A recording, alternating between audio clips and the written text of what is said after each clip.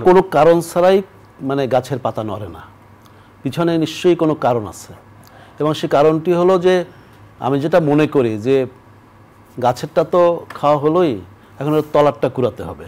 এবং এই জন্য মানে ওই বিএনপিকে একটু খুশি করতে হবে, অথবা বিএনপির প্রেসক্রিপশনে একটু কথাবার্তা বলতে হবে।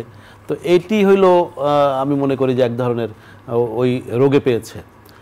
বাস্তবতা হলো যে বাংলাদেশে নির্বাচন হয়েছে, বঙ্গবন্ধু কন্যা জননেত্রী শেখ হাসিনার এই সরকারের সময় অবাধ সুষ্ঠু নিরপেক্ষ নির্বাচনে 42% মানুষ ভোট দিয়েছে। এবং নির্বাচনী সহিংসতা বলতে যেটা বোঝায় সেটি খুব একটা হয়নি, এবং খুন খারাপি বলতে গেলে হয়ই নাই। এবং ফ্রি অ্যান্ড ফেয়ার এই ইলেকশনে বিদেশি কোনো শক্তির চাপ আওয়ামী লীগ অনুভব করে না। এবং আমি ব্যক্তিগতভাবে যখন এখানে আপনার সামনে বসছি, অথবা আওয়ামী লীগের কর্মী হিসাবে বলি, এই বিষয়গুলি সম্পর্কে আমি ব্যক্তিগতভাবে কখনোই আমি এগুলো নিয়ে ঘাটাঘাটি করিও না।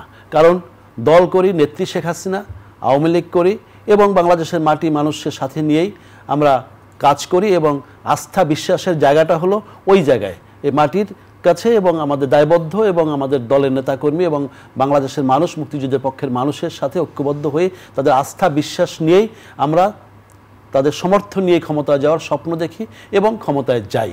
সুতরাং সেই জায়গায় কে কোথায় কি করলো না করলো এটা বিষয় না। তবে একটা ভূ রাজনীতির বিষয় আছে। সেখানে আমাদের মতো একটি রাষ্ট্র, আমাদের এখানে কূটনৈতিক শিষ্টাচারের কারণে বঙ্গবন্ধুর সে অনুসৃত নীতি যে সকলের সাথে বন্ধুত্ব, কারোর সাথে শত্রুতা নয়।